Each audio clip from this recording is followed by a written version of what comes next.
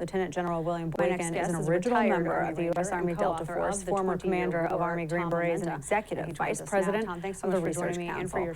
Lieutenant General Boykin now joins us to discuss the rising terror threat that we are facing now as a result of this disastrous withdrawal. Lieutenant General, such a pleasure to have you. Thank you so much for your service and your reasoned perspective on this. Heaven knows that we need it now more than ever. Thank you very much, Dana. Glad to be with you. Of course. You know, I'm sure you, as everyone else, saw these headlines and video and photos of Al-Qaeda returning celebratory, going right back to Kabul. And I realized that our original purpose was to decentralize Taliban, stop it from being this launch pad, Afghanistan, for terror attacks around the world. But now it seems we're right back at square one, and maybe even in a worse position, because we've armed Taliban. Al-Qaeda has seen that we're really not going to enforce any kind of, we're not even going to help our allies out. And then furthermore, we don't have any really eyes or ears on the ground that can actually give us information at this point because of how everything was done during the withdrawal. What does this mean for concern about terror attacks here at home now? Because they have this and more, we're back at square one. And I think that what we see right now is that Afghanistan is a perfect place for not only Al-Qaeda, but other terror groups, to move right back in, establish these safe havens once again, and operate from there. And they have a home there now because they know the Americans are not going back in there. And this over-the-horizon capabilities that we allegedly have, well, tell me where they're going to operate from. Tell me where they're going to operate from, especially if you're talking about boots on the ground.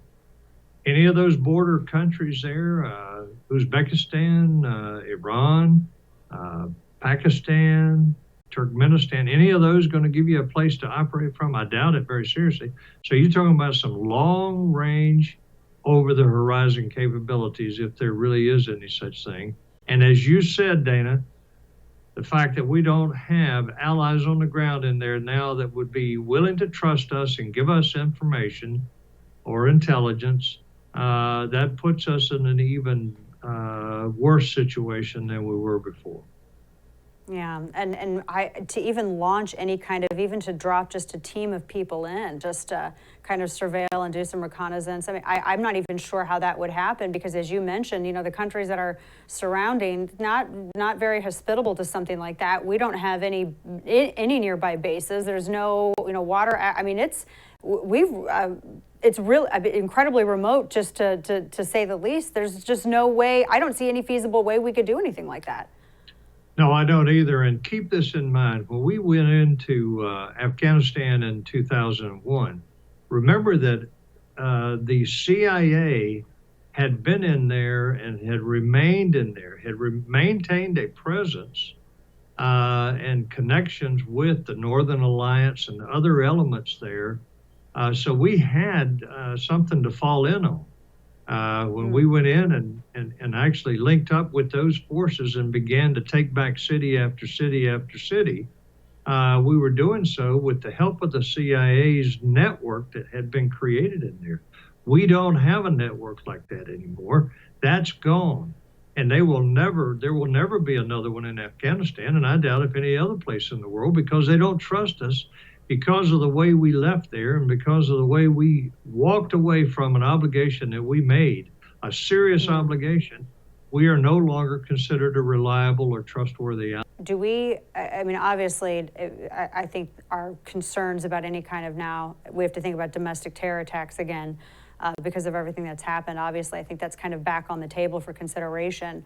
What do you see in terms of the likelihood of this happening again in the next several years, maybe even in the next decade? Oh, I think it's a sure thing. They'll come after us. Now, whether we are sophisticated enough and have any way to stop it is to be determined. But they will come after us again. They're going to come after us. And one of the things that I worry about is the people that were evacuated without the proper vetting. How many of those are going to wind up in the United States? and be in a position to assist maybe an element that is operating out of Afghanistan.